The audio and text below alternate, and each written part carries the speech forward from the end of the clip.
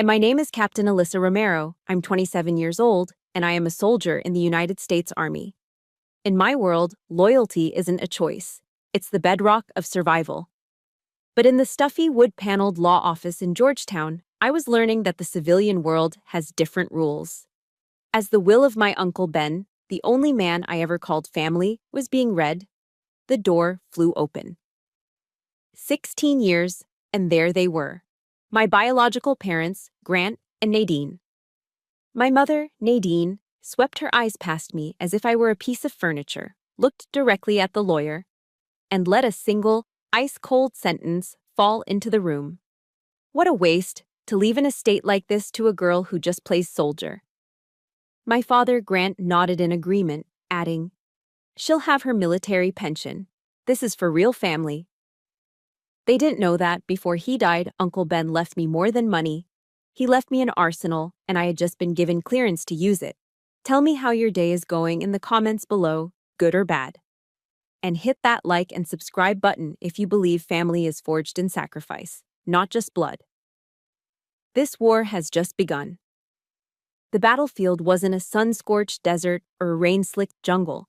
It was a conference room in Georgetown, where the air was thick with the scent of old leather, lemon polish, and unspoken grief. I sat arrow-straight in an antique chair, the starched wool of my Army service uniform a familiar armor against the chaos churning inside me.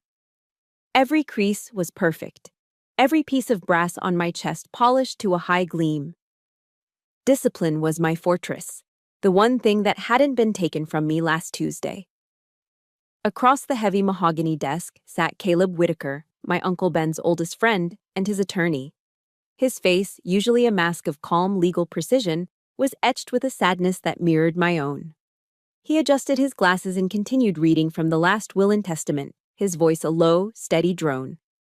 The numbers that floated in the air were staggering, millions in assets, controlling shares in a successful defense contracting company, a portfolio that could sustain a dozen lifetimes. I processed them as they came: assets, liabilities, trusts. They were just data points on a mission brief. Uncle Ben had trained me for this, for contingency planning. He'd taught me to read a balance sheet the same way you read a topographical map. Identify the high ground, anticipate enemy movement, secure your position. But he hadn't trained me for this mission, not this soon. I felt like a newly commissioned lieutenant being handed command of a campaign I wasn't ready to lead. Sunlight filtered through the old Venetian blinds, striping the polished wood of the table in bars of light and shadow. It felt less like an office and more like an interrogation room. My heart was a dull, heavy ache in my chest, a wound that discipline couldn't bandage. Then, the door burst open. It wasn't unlocked and pushed. It was thrown open, banging against the stopper with a crack that shattered the room's somber quiet. My training took over before my mind could catch up. A jolt of adrenaline, sharp and clean, shot through my veins. My posture didn't change by a millimeter, my hands remained loosely clasped on my lap, but my body went on high alert. My senses sharpened, cataloging the new arrivals with tactical speed. Two figures stood silhouetted in the doorway, a man and a woman. My threat assessment was instantaneous. The woman, Nadine, was first through the breach. The cloying, cheap scent of her floral perfume invaded the room, a chemical weapon against the dignified scent of old paper and wood. The man, Grant, followed, a look of smug entitlement plastered on his face. They had violated the rules of engagement from the first second. You don't burst into a room like this. You knock, you wait. My eyes flicked to Caleb. The color had drained from his face, his jaw tight with disbelief. His expression confirmed my assessment. This was an ambush, an unscheduled, hostile variable. 16 years. 16 years since I'd last seen them, except for the occasional awkward, court-mandated holiday phone call. Now they were here, materializing in the worst possible moment of my life. Nadine's gaze swept the room, cataloging its value with the predatory eyes of a buzzard circling a kill. It passed over me without a flicker of recognition, as if I was a coat rack in the corner. Her focus landed squarely on Caleb. "We heard Ben passed," she said. her voice dripping with a false sympathy that didn't reach her cold, calculating eyes. We came to pay our respects and to discuss the arrangements. Caleb cleared his throat, regaining his composure. Grant, Nadine, this is a private reading. We're family, Grant said, stepping forward. He finally looked at me, a dismissive once-over that took in my uniform and found it lacking. She's not the only family he had. And then Nadine delivered the first volley, the words aimed not at Caleb, but at the entire premise of my existence in this room. What a waste, she sighed, a theatrical sound of disappointment. To leave an estate like this to a girl who just plays soldier. The words were precision-guided munitions, designed for maximum damage. They didn't just question the will, they targeted my career, my identity, my entire life's purpose. Plays soldier. The phrase was meant to diminish every grueling day at West Point, every sleepless night in the field, every sacrifice I'd made. Grant, ever her wingman, moved in to confirm the kill. Ben always was soft-hearted, he said, shaking his head as if discussing a character flaw. The girl's going to have her military pension.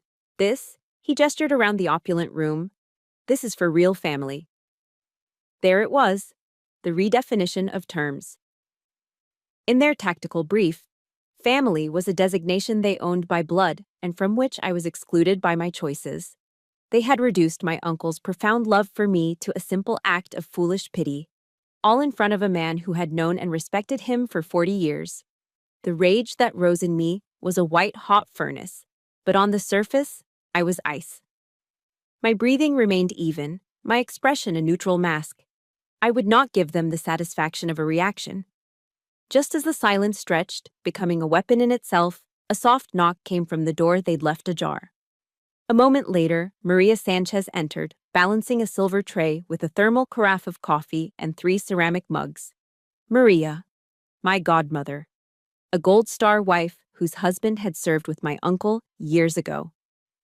She was a second-generation Hispanic woman whose strength was a quiet, unshakable force of nature. She was the one who taught me how to make proper tortillas, who held me when I cried after my first real heartbreak, who sent me care packages filled with home-baked biscotti and letters that smelled of her kitchen. She took in the scene in a single, sweeping glance. The tension, Caleb's rigid posture, the 2 hostile figures, and me. Without a word, she walked to the table, set down the tray, and then moved to stand directly beside my chair, her hand resting for a brief, warm second on my shoulder. It was a silent, powerful declaration. I am with her. Grant scoffed under his breath, a low, ugly sound. And who's this? The help? The insult hung in the air, thick and poisonous. Maria didn't flinch. She looked directly at Grant, her gaze level and firm, and her voice, when she spoke, was as solid as bedrock. I've been part of this family for 16 years. That was it. That was the spark. Her courage lit a fire in me, burning away the shock and the doused rage. Her simple statement of fact drew the battle lines more clearly than any legal document could. Slowly, I rose to my feet. The discipline of my uniform suddenly felt less like armor and more like a mantle of command. I met the surprised, greedy eyes of the 2 people who had given me life only to abandon it. My voice, when I spoke, was not the voice of a grieving niece. It was the voice of a captain, cold, clear, and absolute. Maria is family, I stated, the words cutting through the tension. You 2 are strangers. The war had been declared, and as they stood there, momentarily stunned into silence, a single burning question began to form in the back of my strategic mind, a question that would fuel everything to come. After 16 years of silence, why now? The drive from Georgetown to Uncle Ben's house near Fort Belvoir was an autopilot maneuver. My hands knew the turns, my foot knew the gas, but my mind was lost in the ghost-filled territory of the past. The question from the conference room, why now, was the key that unlocked a box of memories, each one a fresh cut on an old scar. The familiar canopy of oak trees lining the George Washington Parkway blurred into green. This road was a timeline, and with every mile marker, I traveled further back. Back to a sunlit Saturday morning when I was 11. The memory is so vivid it has a taste. The phantom sweetness of pancakes I was hoping for. I remember running down the stairs of our old house in Maryland, feet slapping the hardwood. I'd woken up to a silent house, which was unusual.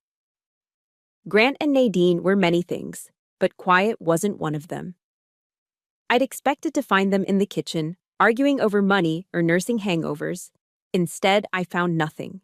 An unnerving, echoing silence, and on the cold granite countertop, a single piece of paper torn from a legal pad. On it, in my mother's hurried script, were 7 words. 7 words that served as the final orders of my childhood. Uncle Ben will take care of you. That was it. No goodbye, no explanation, no, we love you. Just a logistical handoff, as if I were a package being rerouted.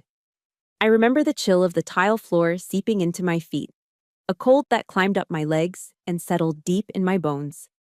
I stood there for what felt like hours, rereading those words until they lost all meaning, the silence of the empty house screaming in my ears. It wasn't a death, but it was an erasure. I had been abandoned. Upstairs, in the back of my closet at Uncle Ben's house, is a shoebox. I call it my box of evidence. It's filled with things that carry the weight of disappointment. There's a ticket stub from my 8th grade play, Our Town. I had the lead role. I'd given them the ticket weeks in advance. The seat next to Uncle Ben and Maria remained empty. There's a birthday card from my 15th birthday that arrived 2 weeks late. The generic Hallmark message unsigned, with just a $20 bill tucked inside. Each item is a testament to the same truth. I was an afterthought. The worst was my high school graduation. The memory ambushes me as I turn onto the final street leading to Ben's house. I'd worked so hard for that day. I was valedictorian. I had a speech to give. I mailed them 2 front-row tickets. Throughout the ceremony, my eyes kept drifting to those 2 empty chairs. They were a void, a black hole that seemed to suck all the joy out of the air. As I stood at the podium, looking out at a sea of proud parents, my gaze caught on those chairs, and I had to fight to keep my voice from cracking. They called that night. The excuse was slick. "So sorry, sweetie," Nadine's voice crackled over the phone. "We got tied up in a business deal in Atlantic City. You know how it is." A business deal. I accepted it because what choice did I have? The disappointment was a familiar, bitter taste. But the lie was so much worse. A few weeks later, a friend of a friend tagged Nadine in a photo on social media. There they were, laughing, holding oversized plastic cups, a slot machine flashing behind them. The timestamp on the photo was the exact date and time of my graduation. The lie wasn't to protect me, it was to absolve them. The pain of that realization was sharper than any heartbreak. It was the understanding that I wasn't even worth an honest rejection. That wound festered and turned into a quiet anger that fueled my next decision. When I announced I was applying to West Point, that I wanted to join the Army, they didn't hide their disdain. Nadine had laughed. "Oh, another dramatic decision. You're just running away from real life, Alyssa." Grant had been more contemptuous. "The military is for people with no other options, kid. It's a noble sacrifice, I guess, if you can't make it in the real world." They saw my calling as a failure, my commitment to service as an escape.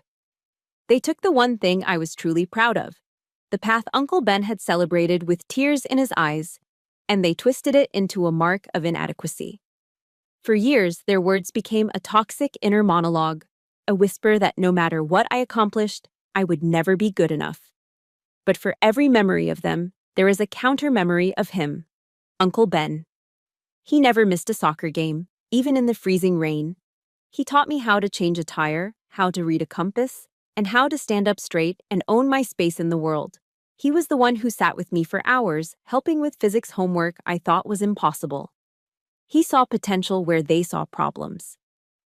If you've ever had someone in your life who believed in you when no one else would, a teacher, a friend, an uncle, do me a favor and hit that like button for them.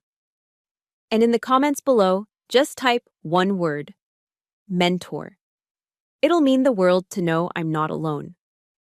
I remember one afternoon, After my parents' latest dismissal had left me gutted, Uncle Ben came into my room. He didn't say much. He just handed me a simple framed print. It was a quote. The paper was thick, the font elegant. It was Theodore Roosevelt's speech, "The Man in the Arena." I read the words. It is not the critic who counts, not the man who points out how the strong man stumbles. The credit belongs to the man who is actually in the arena, whose face is marred by dust and sweat and blood. I looked up at him, my eyes blurry.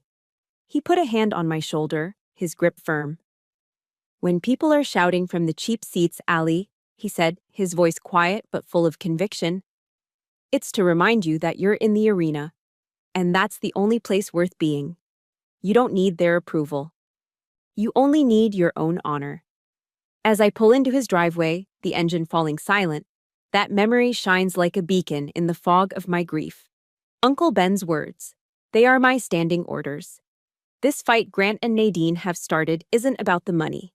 It never was. It's about honor. It's about defending the legacy of the one man who was always in the arena with me. And for him, I will face any critic. I will fight any battle. My parents' brand of cruelty wasn't a sudden attack. It was a long, drawn-out siege. To understand the battle lines being drawn today, you have to understand the territory I fought for, alone, for years. My honor, as Uncle Ben called it, wasn't a gift. It was forged in the fires of their indifference. West Point was my crucible. The years there were a relentless grind of mind, body, and spirit. I pushed myself through grueling marches in the biting Hudson Valley winters, my lungs burning, my feet blistered and raw. I spent countless nights under the dim light of a desk lamp, memorizing military history and engineering formulas until the words blurred together. I learned to lead, to follow, and to push past the point where my body screamed to quit. It was the hardest thing I'd ever done, and I did it almost entirely alone. Mail call was a daily ritual of quiet humiliation. While my classmates tore open care packages from home, giddy over homemade cookies and letters of encouragement, my cadet mailbox was a hollow, empty cavern. Week after week, nothing. The only faces I ever saw in the crowd on Parents' Weekend were Ben and Maria, their proud smiles a lighthouse in a lonely sea. I remember one Christmas during my sophomore year, I was one of a handful of cadets who stayed on campus, the academy grounds eerily quiet and blanketed in snow. On Christmas Day, I received an e-card. It was from Grant and Nadine. The generic holiday animation was accompanied by a single sentence. Hope your first year is going well. It was my second year. They couldn't even remember that. The carelessness of it, the sheer lack of effort, was a colder slap in the face than their silence. It wasn't just that they didn't care, it was that I wasn't even worth the mental energy to remember correctly. That's when I learned that you can't build a life waiting for others to lay the foundation. You have to mix the concrete and pour it yourself. Uncle Ben had learned that lesson long before me. Aegis Tactical Solutions, the company now at the center of this storm, wasn't some inherited empire. It was born in the sweat and sawdust of his two-car garage. I remember coming home from school as a teenager and finding him hunched over a workbench, surrounded by a chaotic mess of schematics, wires, and half-assembled prototypes. The air would smell of soldering flux and burnt coffee. He'd work late into the night, fueled by a relentless vision and a belief that he could build something better, something that would protect soldiers like him. He didn't build it alone. I was his unofficial, unpaid apprentice. I helped him organize invoices, pack early prototypes into cardboard boxes, and listen as he rehearsed his pitches to investors who didn't yet see what he saw. I watched him pour every dollar he had, every ounce of his energy, into that company. I saw the exhaustion etched into the lines around his eyes, and the pride that burned in them when a design finally worked. Aegis wasn't just a number on a will, it was a living testament to his sacrifice. It was our family's true legacy, built with our own hands. In the garage, amidst the tools and blueprints, hung a poster. It was an old, iconic one from World War II, Rosie the Riveter, flexing her bicep under the words, "We can do it." One day, he saw me looking at it. "You've got that in you, Ali," he'd said, tapping his finger on Rosie's determined face. That's strength. Don't you ever let anyone make you doubt it. 3 days after the ambush in Caleb's office, my own strength was put to the test. They showed up at the house, unannounced. My internal alarm bells screamed, but my training kept me calm. Information is ammunition. I let them in, my face a neutral mask, my senses on high alert. They walked through the house my uncle had loved, the house he had filled with warmth and laughter, and they saw none of it. Their eyes weren't filled with nostalgia. They were the cold, calculating eyes of appraisers. They moved from room to room, their presence a desecration.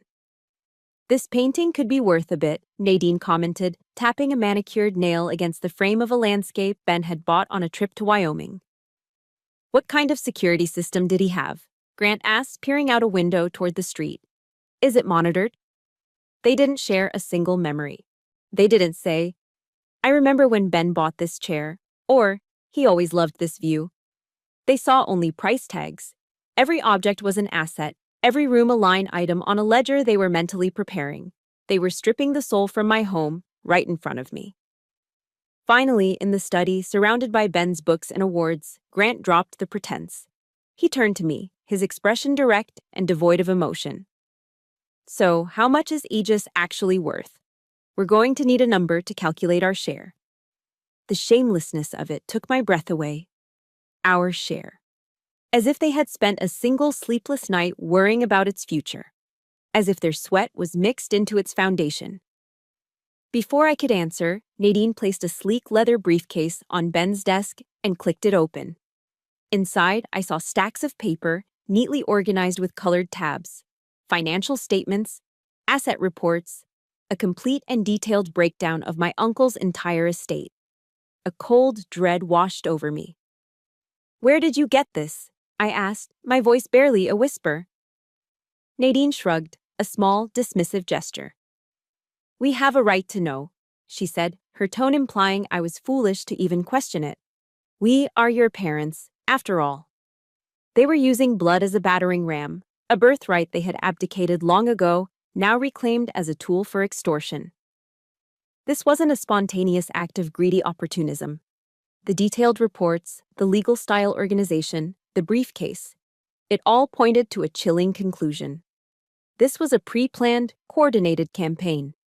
They had been preparing for this. They had been waiting for him to die. My phone, sitting on the desk beside the briefcase, suddenly buzzed. The screen lit up. It was a new email. My eyes dropped to the notification, and the blood in my veins turned to ice. The sender was a name I didn't recognize. Martin Keene, Keene Legal, LLC. The subject line was a declaration of war. The estate of Benjamin Thomas. The email notification on my phone was a digital grenade, and the confrontation in my uncle's study was its blast radius. Faced with the evidence of their premeditation, the briefcase, the reports, Grant and Nadine dropped all pretense. They went on the offensive. Nadine, sensing her advantage, tried to justify their claim. We have rights, Alyssa. Legal rights. She pulled a folded, yellowed document from her briefcase. It was an old court filing. My eyes scanned the legalese until a single number jumped out, circled in red ink. $1,300. We were in a difficult financial situation, Nadine explained, her tone devoid of shame, as if detailing a corporate merger. Ben knew that. He offered to clear our debts. She paused, letting the implication hang in the air. In exchange, we agreed to sign over full parental rights. It was a good deal for everyone involved. A good deal. The words echoed in the sudden, ringing silence. The world tilted on its axis. All the pain of the last 16 years, the abandonment, the loneliness, the constant feeling of being second best, was suddenly distilled into a single, transactional number. $13,500. That was my price. That was the value they had placed on their only child. The rage, the grief, all of it evaporated, leaving a chilling, hollow void. I looked at these two people, my creators, and felt nothing. You sold me, I said. The words were flat, lifeless, a statement of fact. The finality in my voice must have unnerved them because Grant's strategy shifted. He stepped forward, his face twisting into a mask of victimhood. "We'll take this to court," he threatened. "We'll tell the judge Ben coerced us. We'll tell them our own daughter turned her back on us when we needed her most." His threat was interrupted by a gentle knock at the front door. A moment later, Maria Sanchez appeared in the doorway of the study, a beacon of warmth in the toxic air. She was holding a large casserole dish, and the rich, comforting aroma of garlic, oregano, and baked tomatoes filled the house. Her timing was a miracle. Her presence, an act of grace. She took one look at the scene, my shell-shocked face, the open briefcase, the predatory stances of Grant and Nadine, and understood everything. The sight of her simple, profound act of care, seemed to break their offensive. Grant's threat died in his throat. Nadine snapped her briefcase shut. Their narrative of wronged parents couldn't survive the quiet dignity of a woman holding a homemade lasagna. They muttered a few hasty excuses and retreated, leaving their threats hanging in the air. The moment their car pulled away, my phone rang. It was Caleb, his voice charged with a new urgency. "Allie, you need to get to my office. Now," he said. I was going through Ben's personal safe. I found something. Something he called his insurance file. 20 minutes later, I was back in the Georgetown conference room. Caleb heaved a heavy gray metal lockbox onto the mahogany desk. It landed with a solid, definitive thud. "He left specific instructions," Caleb said. "This was to be opened only by you, and only if Grant and Nadine made a formal claim against the estate." My hand trembled as I turned the key. The lid opened with a soft hiss. Inside, there was no money. There was something far more valuable. It was a meticulously organized collection of documents, a history of my parents' greed. There were photocopies of dozens of checks Ben had written to them over the years, annotated with the date and purpose. Car repairs, medical bills. There were thumb drives. Caleb plugged one into his laptop. We listened as my father's voice, wheedling and then demanding, filled the room, asking for a loan that was never repaid. There was a detailed report from a private investigator, complete with photographs documenting their frequent trips to casinos in Atlantic City and Charlestown. Trips that coincided with their calls to Ben pleading poverty. He had known. All this time my uncle had known, and he had quietly, patiently built a fortress to protect me. Tucked in the corner of the box was an old, faded photograph. It was of a younger Uncle Ben, his arm slung around another soldier. On the back, in Ben's block printing, Sergeant Miguel Sanchez, Da Nang, 1971. Brothers aren't always born of the same blood. It was Maria's father. My breath caught. This bond, this real family, was a legacy forged in war. At the very bottom lay a single manila envelope, sealed with a circle of red wax. My name was written on the front. With shaking fingers, I broke the seal and unfolded the letter. "My dearest Ali," it began. "If you are reading this, then the day I feared has come. I am sorry you have to face this, but I am not sorry for the life we built. Know this first. You were never a burden. You were the greatest gift of my life. I knew your parents' character, and so I prepared. I hoped this file would gather dust, but hope is not a strategy. They will try to use your love for me as a weapon against you. They will try to paint my love for you as a weakness. Do not let them. The documents in this box are not for revenge, they are for the truth. In our world, the truth is the highest ground.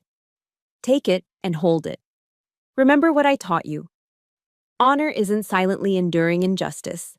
Honor is fighting for what's right, for the truth, and for the people you love. You are the commander of my legacy now. Defend it. You are strong enough. You always have been." All my love, Ben. Tears streamed down my face, but they weren't tears of grief. They were tears of overwhelming, fierce love. He saw it all coming. He had been my silent guardian, my strategist, even now. He hadn't just left me an inheritance. He had left me an armed fortress, a loyal team, and one final direct order: fight and win. Caleb looked at me, a slow, respectful smile spreading across his face as I refolded the letter. "Ben didn't just leave you a will, Ali," he said, his voice full of awe. "He left you a complete battle plan." Uncle Ben's battle plan had changed everything. The grief and rage that had clouded my judgment began to recede, replaced by the cold, sharp clarity of a mission. The next morning, Caleb Whitaker's conference room no longer felt like a lawyer's office. It had become a tactical operations center, a war room. I arrived before sunrise, dressed not in my uniform, but in practical civilian clothes. Dark jeans, a fitted black sweater, boots. But my bearing was all military. I was in command now. We commandeered Caleb's largest whiteboard. Within an hour, it was covered in a web of diagrams, timelines, and courses of action, the colored markers like grease pencils on a battlefield map. Maria was there too, a quiet, steadfast presence, keeping a fresh pot of coffee brewing, our logistical anchor. Together, the three of us dissected Ben's insurance file. It was more than just evidence, it was a complete narrative of decades of manipulation and greed. We plotted every check, every recorded phone call, every casino trip on a timeline that stretched back to my childhood. Seeing it all laid out, the systematic nature of their deception was undeniable. This wasn't a series of mistakes, it was a long-term operation. The anger I felt was no longer a hot personal wound, it was a cold, strategic asset. We have them on financial dependency, moral character, and a pattern of deceit, I summarized, tapping a red marker against a key date on the board. Our defense is solid. Caleb, who had been pacing while on a phone call with one of his contacts in the DC legal community, hung up. His face was grim. Our defense may need to be stronger. I just got new intel on their legal counsel. He walked to the board. They've hired Martin Keene. The name didn't mean anything to me, but I saw Maria's hand tighten around her coffee mug. Caleb saw my questioning look and elaborated. Keene is a shark, one of the most ruthless litigators in the city. His specialty isn't winning on merit, it's winning by attrition. His strategy is scorched earth. He files so many motions, subpoenas so many witnesses, and leaks so much disinformation to the press that the other side either runs out of money or surrenders from sheer exhaustion. This was a significant escalation. They weren't just coming with a flimsy claim, they were coming with a high-priced mercenary. It gets worse, Caleb continued, his voice low. Keene and Aegis have a history. He represented a competitor in a contract dispute about 8 years ago. Ben won, decisively, humiliated Keene in court. This isn't just a job for him, Ali, it's personal.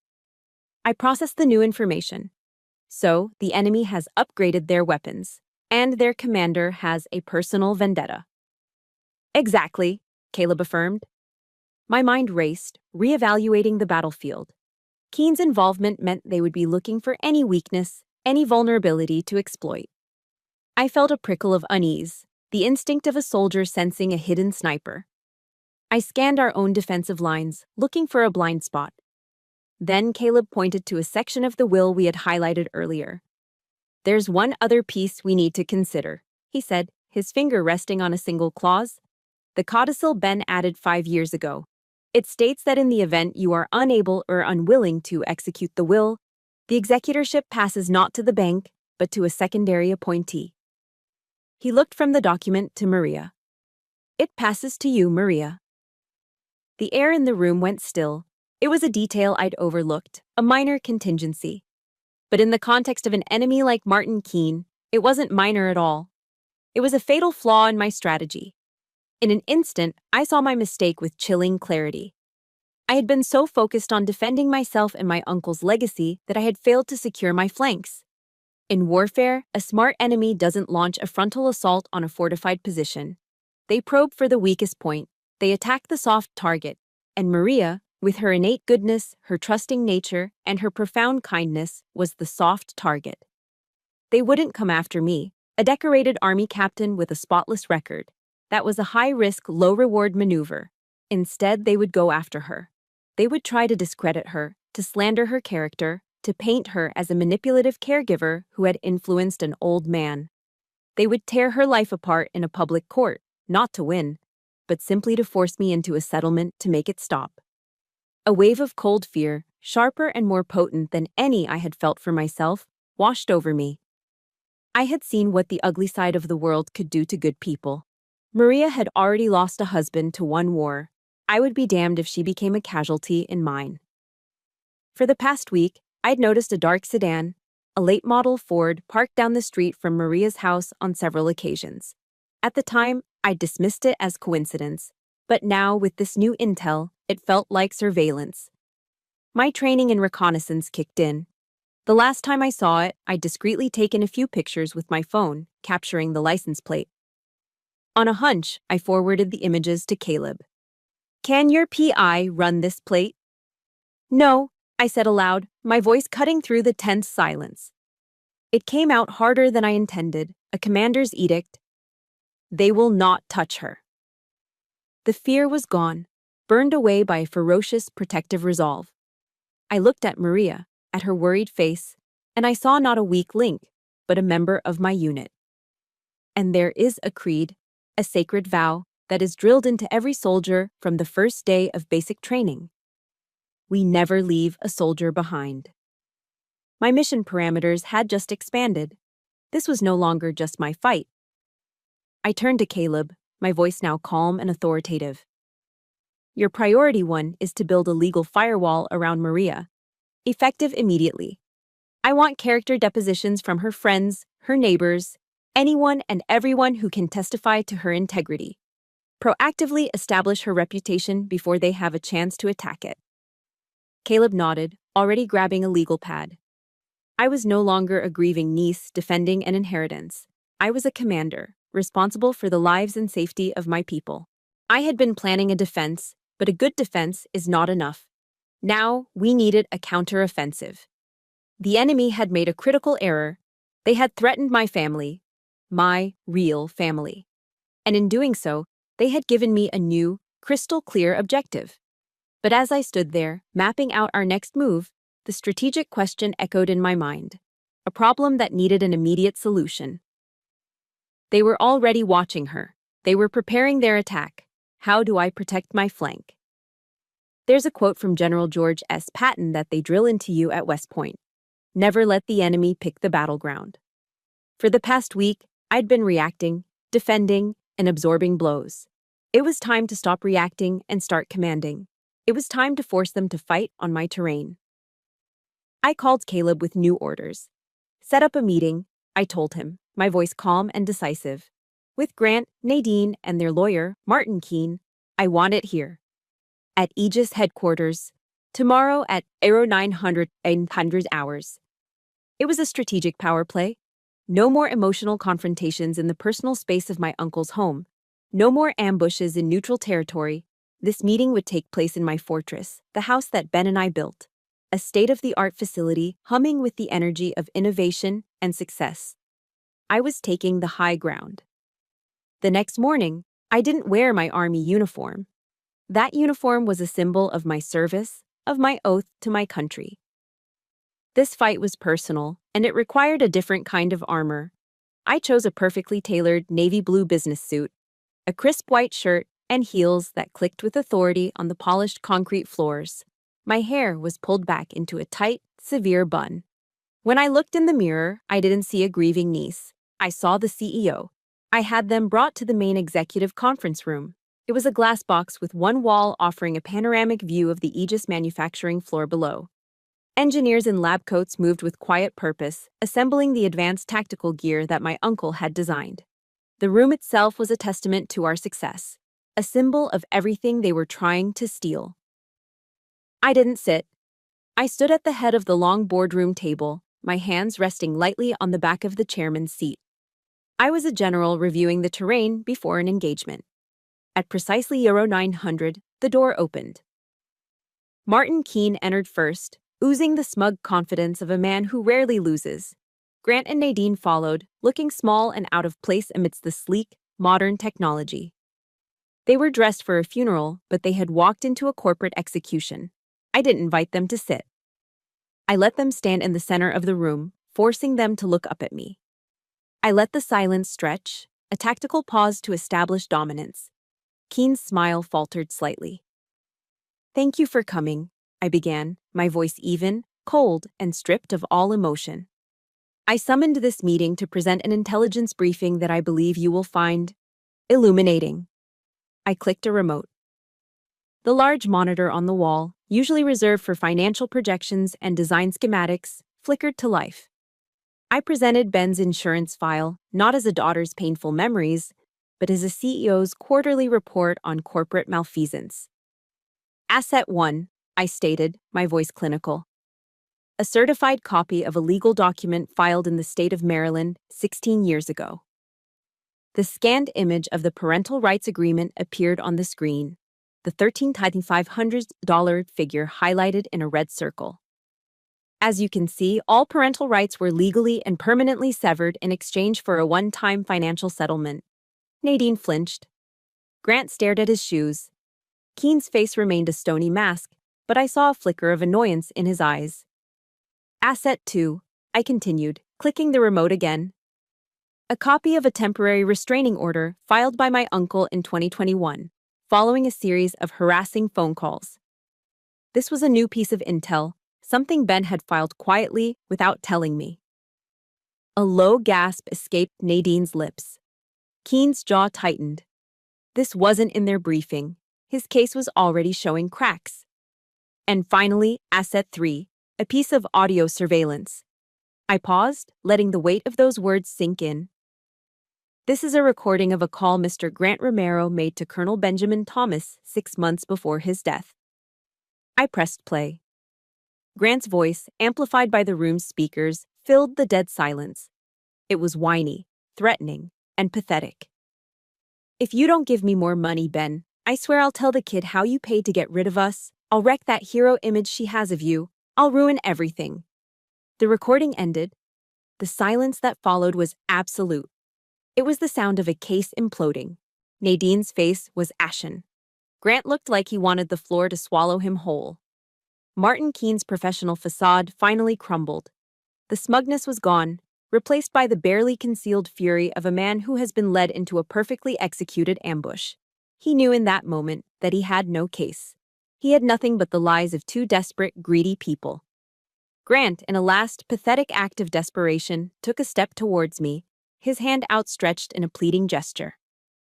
"Allie," he stammered, his voice weak. "Allie, you don't understand." I took one sharp, deliberate step back, creating a clear, unbreachable distance between us. My authority, my control, was absolute. "Don't call me that name," I commanded. My voice wasn't raised, but it cut through the air like a razor. "That name belongs to a little girl you sold. For you, it's Captain Romero.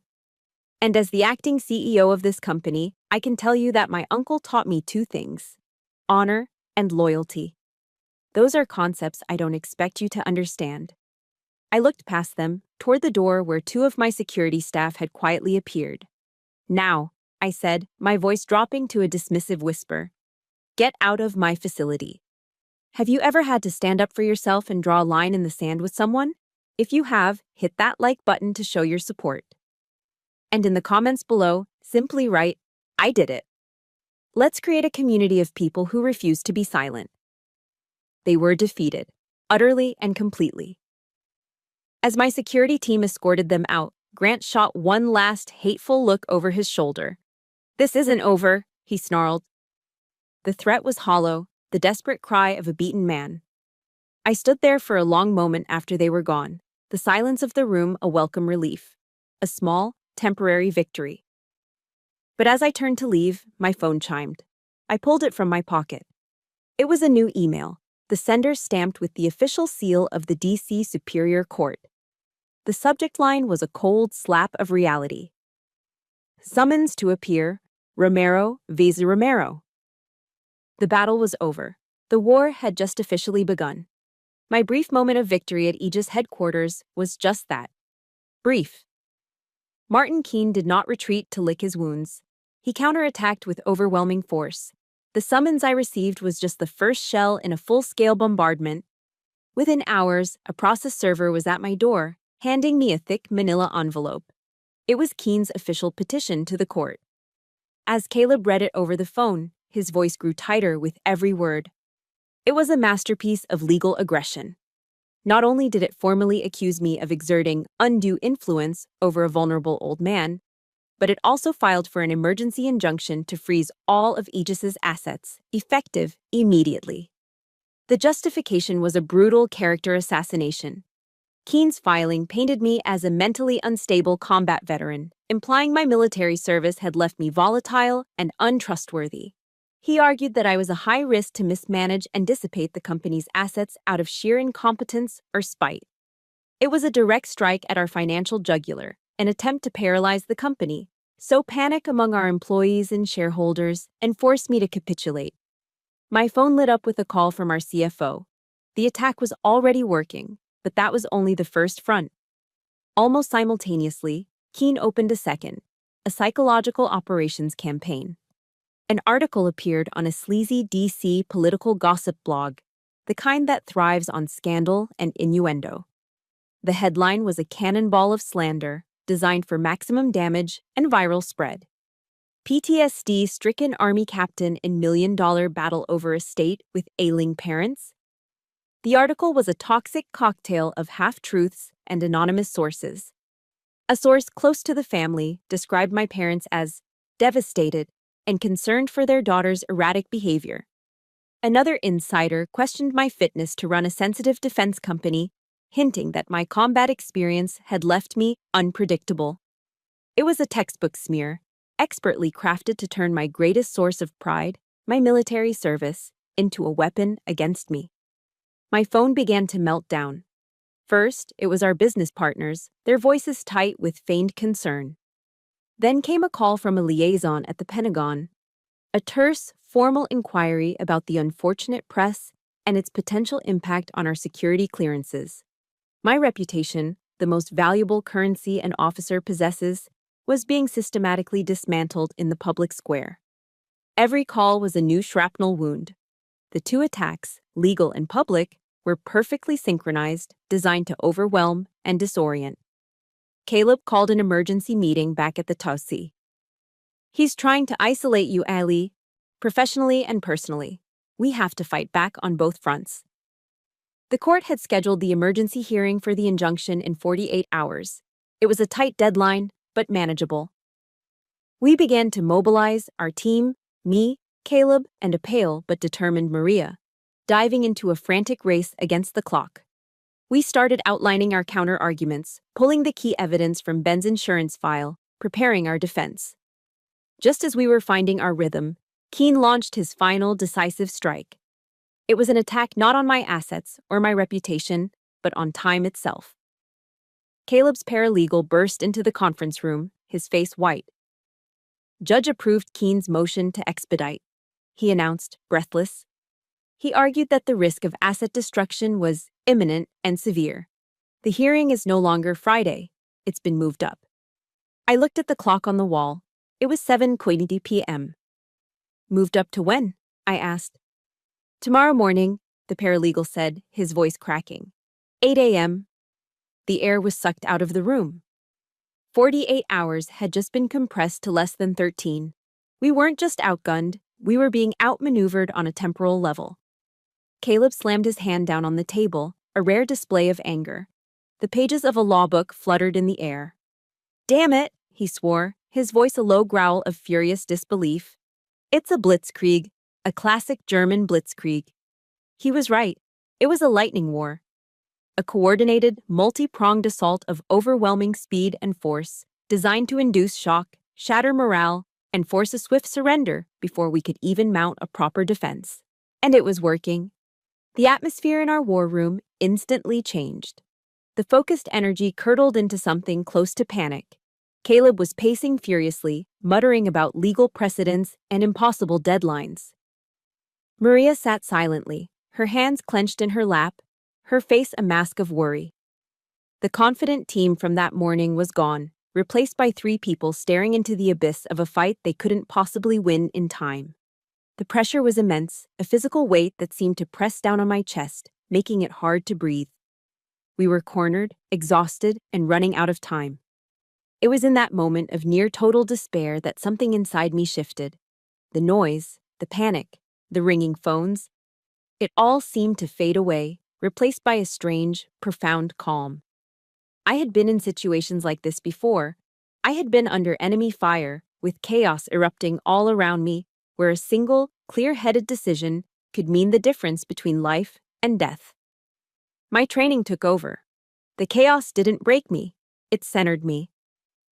Slowly, I stood up. My movement was deliberate, and it commanded the room's attention. Caleb stopped pacing. Maria looked up at me. I looked at my team, my family. Their faces were etched with fear and exhaustion, but also with a defiant loyalty that mirrored my own. "All right," I said. My voice wasn't loud, but it cut through the panic with the sharp, clear authority of a battlefield command. The officer in me was now in full control. Nobody sleeps tonight. I walked to the whiteboard, picked up a black marker, and erased our frantic defensive scribbles. "They want a lightning war," I said, my back to them, my voice ringing with a newfound iron resolve. "We're going to give them a perfect ambush." The DC Superior courtroom was cold, formal, and utterly impartial. It was the perfect battlefield for the end of this war. The air was heavy with the scent of floor wax and old law books. We sat at the respondents' table, me, Caleb, and Maria. I wore my full Army service uniform, the Class A's. It wasn't a costume, it was a statement. It was the uniform of the person they had tried to slander. Across the aisle, at the petitioner's table, sat Grant, Nadine, and a grim-faced Martin Keene. The smug confidence he'd worn at Aegis was back, tailored to fit the theatricality of the courtroom. They looked sure of their victory. The judge entered. She was an older woman, perhaps in her late 60s, with sharp, intelligent eyes and a no-nonsense demeanor that commanded immediate respect. Judge Eleanor Vance. I had looked her up. A reputation for being tough, fair, and having zero patience for theatrics. Keene began his performance. He strode to the center of the room, his voice resonating with practiced sincerity. He painted a masterful, tragic story for the court. A story of two loving, elderly parents, cast aside by their only daughter.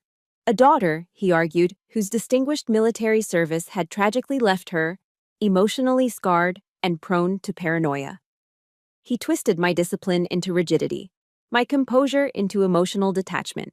He used the language of therapy as a weapon, suggesting my hypervigilance, a soldier's asset, was a symptom of instability. He was trying to turn my strength into a disease. "This isn't about greed, Your Honor," Keene concluded, his voice dripping with false empathy. "It's about concern. Concern that a decorated but deeply troubled young woman is not fit to manage such a complex estate, and that her dear, departed uncle was not in a sound state of mind when he left it to her." Through it all, I remained perfectly still. I did not fidget. I did not react. I kept my eyes fixed on Judge Vance, my posture ramrod straight. I let his words wash over me, trusting the battle plan. When it was Caleb's turn, his approach was the complete opposite. He didn't pace. He didn't perform. He stood at our table and presented facts. "Your Honor," he began, his voice calm and methodical. "We will not waste the court's time debating amateur psychology. We will present the facts." One by one, he dismantled Keene's entire narrative. He presented the certified copy of the Parental Rights Agreement. Exhibit A, a document showing the petitioners legally relinquished all parental claims 16 years ago for financial consideration. He presented the financial statements from Ben's file. Exhibit B, a summary of payments made by Colonel Thomas to the petitioners over the last decade, totaling over $90,000, demonstrating a clear pattern of financial dependency, not familial support. He presented the 2021 restraining order. Exhibit C, a court order filed by Colonel Thomas himself, demanding the petitioners cease all contact due to harassment. With each exhibit, I saw the confidence drain from Martin Keene's face like air from a punctured tire. Judge Vance listened intently, her expression unreadable, her sharp eyes missing nothing. The foundation of their case was turning to dust before our eyes. Then Caleb prepared the final blow. "Your Honor, with the court's permission, I would like to play a short audio recording. It is a voicemail left by the petitioner, Mr. Grant Romero, on Colonel Thomas's phone approximately 6 months ago." Keene shot to his feet. "Objection! Hearsay! Lack of foundation." Overruled, Mr. Keene, the judge said flatly, her eyes narrowing. I want to hear this. Proceed, Mr. Whitaker. Caleb pressed a button on his laptop. A hush fell over the courtroom. And then, Grant's voice, my father's voice, filled the cold, formal space. It was the same recording from Ben's file, but here, under the weight of the court's authority, it sounded infinitely more damning. If you don't give me more money, Ben, I swear I'll tell the kid how you paid to get rid of us. I'll wreck that hero image she has of you. I'll ruin everything. The voice message ended, but the words hung in the air. A toxic, indelible stain. The silence that followed was deafening. Every eye in the room was on Grant. He had shrunk in his chair, his face buried in his hands. Nadine was pale as a ghost, her mouth slightly agape in horror. Martin Keene slowly sank back into his seat, utterly defeated. The game was over. Judge Vance didn't need to hear another word. She removed her glasses, her gaze shifting from the evidence to Grant and Nadine. The look she gave them was one of pure, undisguised contempt. Her judgment was swift and merciless, each word a hammer blow of justice. Mr. Keene, she began, her voice cold as steel. Your emergency petition to freeze the assets of Aegis Tactical Solutions based on the demonstrably false claim of Captain Romero's instability is hereby denied, with prejudice. The phrase, with prejudice, landed like a cannon shot. It meant they could never, ever bring this claim again. Furthermore, she continued, her eyes still locked on my parents, the no contest clause in Colonel Thomas's will is in full effect. By bringing this frivolous and malicious lawsuit, you have forfeited any and all claims to the estate, now and forever. She wasn't finished. This court finds that your actions constitute a gross abuse of the legal process. Therefore, you, the petitioners, are ordered to pay for all of Captain Romero's legal fees related to this matter. And then, the final crushing blow. Finally, based on the clear and disturbing evidence of harassment and blackmail presented here today, this court is issuing a permanent restraining order. Grant and Nadine Romero are forbidden from coming within 1,000 yards of Captain Alyssa Romero, Mrs. Maria Sanchez, their residences, and their place of employment at Aegis Tactical Solutions. Any violation will result in immediate arrest. She picked up her gavel. This hearing is adjourned. Bang! The sound of the gavel was the loudest thing I had ever heard. It wasn't wood hitting wood. It was the sound of 16 years of pain being brought to an end. It was the sound of a prison door swinging open. It was the thunder of justice. We walked out of the courtroom and into the bright sunlight of the courthouse steps. As my eyes adjusted, I saw a small group of people waiting for us. Employees from Aegis, a few veterans from the local VFW post, and at the front of the group was Sergeant Frank Miller, a retired master sergeant who worked as a foreman on our assembly line. Ben had helped him get back on his feet after a rough patch years ago. A local news reporter who had likely been tipped off by Keene's office rushed forward and stuck a microphone in his face. Sir, why are you here today? Frank, a man of few words, looked straight into the camera, his eyes unwavering. Colonel Thomas saved my life, he said, his voice thick with emotion. His daughter carries his honor. We weren't going to let anyone tarnish that. He turned to me and gave me a slow, respectful nod. In that moment, surrounded by my true family, I finally understood. My uncle hadn't just left me a company. He had left me a community, an army. Victory doesn't always feel like a celebration. Sometimes it feels like the dead quiet after a battle, when the adrenaline fades and all you're left with is the deafening silence and the bone-deep exhaustion of survival. As I stepped out of the courthouse into the blinding DC sunlight, I didn't feel a rush of triumph. What I felt was heavy, a profound, crushing weariness, as if I had just completed a 30-mile forced march with a full rucksack. The small crowd of Aegis employees and veterans waiting on the steps didn't cheer. They simply began to applaud. A quiet, rolling wave of respect that was more moving than any shout of victory. Maria enveloped me in a fierce hug, her shoulders shaking with silent, relieved sobs. I held onto her, drawing strength from the one person who had been in the trenches with me from the start. We had won. The war was over. But the scars of the campaign remained. A few days later, a letter arrived. It was a single cream-colored envelope, the handwriting instantly recognizable as Nadine's. I opened it with a strange sense of detachment. Inside was a handwritten note full of hollow, cliché-ridden phrases about deep regret and making terrible mistakes. She begged for a second chance, for an opportunity to rebuild our family. The letter was all about her pain, her remorse. Grant's name was never mentioned. I read the words, and for the first time in my life, when it came to her, I felt nothing.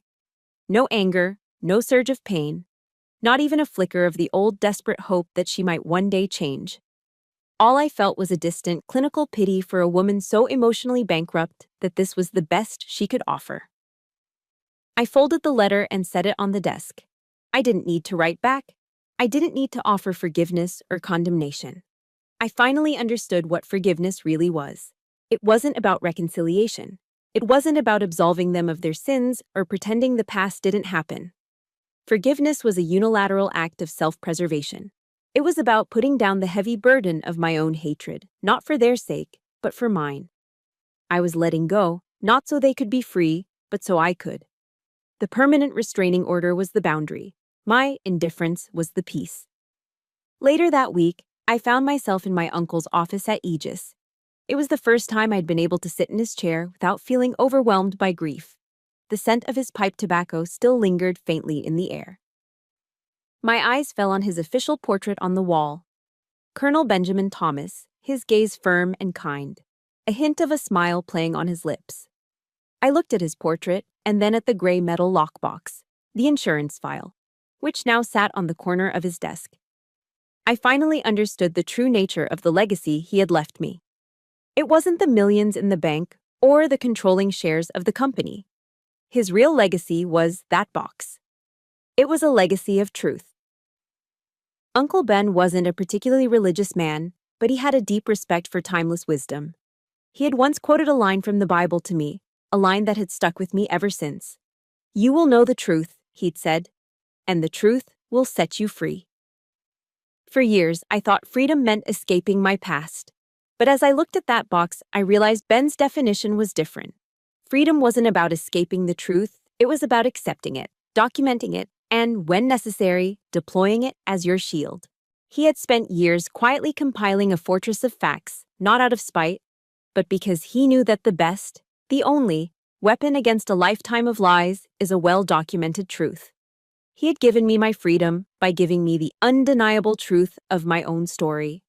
And a legacy that powerful could not be allowed to simply gather dust in a safe. It had to be put to work. It had to become a living thing. An idea began to form, a sense of purpose so clear and bright it felt like a new dawn. I picked up the phone and called a meeting with the two other members of my command staff, Caleb and Maria. They met me in the office that evening. I got straight to the point. "I want to start a foundation," I said, the words feeling more right than anything I'd ever said. "In Ben's name, the Colonel Benjamin Thomas Foundation." Caleb and Maria looked at me, their expressions curious, waiting. "All this time," I continued, my voice growing stronger with conviction, "we had Ben's insurance file. It was our secret weapon. It's the reason we won." But as I was sitting here, I couldn't stop thinking. What about the ones who don't have a Ben Thomas in their corner? What about the soldiers, the sailors, the airmen who find themselves trapped in complex, toxic family disputes over estates, or custody, or finances, and they have no one to help them navigate it? I leaned forward, the mission crystallizing in my mind. The foundation will provide pro bono legal support for service members and their families who are facing these kinds of battles. It will fund the investigators, the lawyers, the support staff they need to fight back. We will help them build their own insurance files. In that moment, the last of the grief and anger transformed into something new. It became fuel. My pain was no longer a wound. It was the foundation stone of a new mission. This was how I would honor him. I wouldn't just protect the legacy he had left me, I would expand it. I would take the shield he had built for one person and turn it into an arsenal for many. We would build a new kind of fortress, not of steel and concrete, but of truth and justice. A beacon for soldiers fighting battles far from any foreign shore. 6 months after the sound of the judge's gavel, I found myself standing on a different kind of stage. It was in a grand ballroom in San Diego, overlooking the Pacific Ocean, at a major national defense conference. The air hummed with the quiet confidence of the nation's top military and industry leaders. I was there to accept the annual Breakthrough Leader Award. I wore an elegant, dark blue gown, but my posture was still a soldier's. Shoulders back, chin up, a quiet confidence forged in crucibles far tougher than this. When I stepped up to the podium, I didn't talk much about Aegis's latest drone technology or our quarterly growth, which had been record-breaking. Instead, I talked about loyalty. I talked about the sacred duty of a commander to protect their unit, whether that unit is a platoon in the field or a team of engineers in a lab. I talked about the difference between a title and true leadership, and at the end, I held up the Crystal Award, letting it catch the light. There's only one leader this award truly belongs to, I said, my voice clear and steady, ringing through the silent ballroom. A man who taught me that the highest form of leadership is service, and the purest form of strength is honor. I accept this on behalf of my mentor, my commander, and my father, the late Colonel Benjamin Thomas. The applause that followed was warm and genuine. For the first time, standing in the spotlight didn't feel like an interrogation. It felt like coming home. Ben's legacy, I had learned, was not a static thing to be guarded. It was a living thing, meant to be grown. And it was growing, not just at Aegis, but in a small, unassuming office in Arlington, Virginia. The sign on the door was simple: the Colonel Benjamin Thomas Foundation. Inside, the atmosphere was one of quiet purpose. On any given day, you could find Maria, now the Foundation's executive director, sitting with a young Marine, her voice a comforting balm as he nervously explained a bitter custody battle. You could find Caleb, the Foundation's chief legal counsel, sketching out a strategy on a whiteboard, his face set with the same fierce determination he'd shown for me. In its first 6 months, the Foundation had already provided legal aid to over a dozen military families, helping them build their own insurance files against injustice. Ben's battle plan had become a beacon. His legacy was alive, and it was fighting. As for me, I had finally found a rhythm I never thought possible. I had found balance. I still ran Aegis with the discipline of a commanding officer, but I also made time for peace. I discovered a love for hiking the rugged trails of Shenandoah National Park. The silence of the mountains, a welcome antidote to the noise of my past. Sunday evenings were sacred, reserved for dinner at Maria's house, the comforting chaos of her grandchildren, a reminder of what real family looks and sounds like. The ghosts of Grant and Nadine no longer haunted me. They had become what they always truly were: strangers. Footnotes in a story that was now entirely my own. The abandoned little girl was gone, and in her place stood a commander, not just of a company or a platoon, but of her own life, her own happiness, her own peace. Last week, on a crisp autumn morning, I found myself standing alone on the National Mall. I walked along the quiet, polished black granite of the Vietnam Veterans Memorial, the names of the fallen a stark, silent testament to a generation's sacrifice. My fingers traced the cool, carved letters until I found the one I was looking for: Miguel R. Sanchez, Maria's father. The man in the photograph, his arms slung around my uncle in a jungle far from home.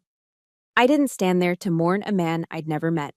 I stood there in gratitude, to honor the origin point of my chosen family, a bond of brotherhood forged in war that had reached across decades to save me.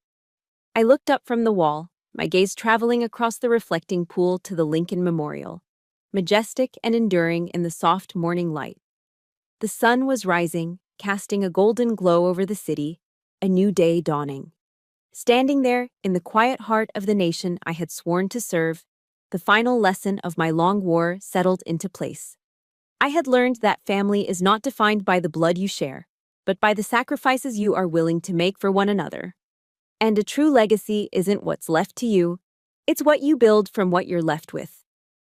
On the battlefield of life, your greatest arsenal is your truth. Your strongest shield is your chosen family, and your most powerful weapon will always be your honor. A small, genuine smile touched my lips, a smile of peace, of strength, of a war finally won.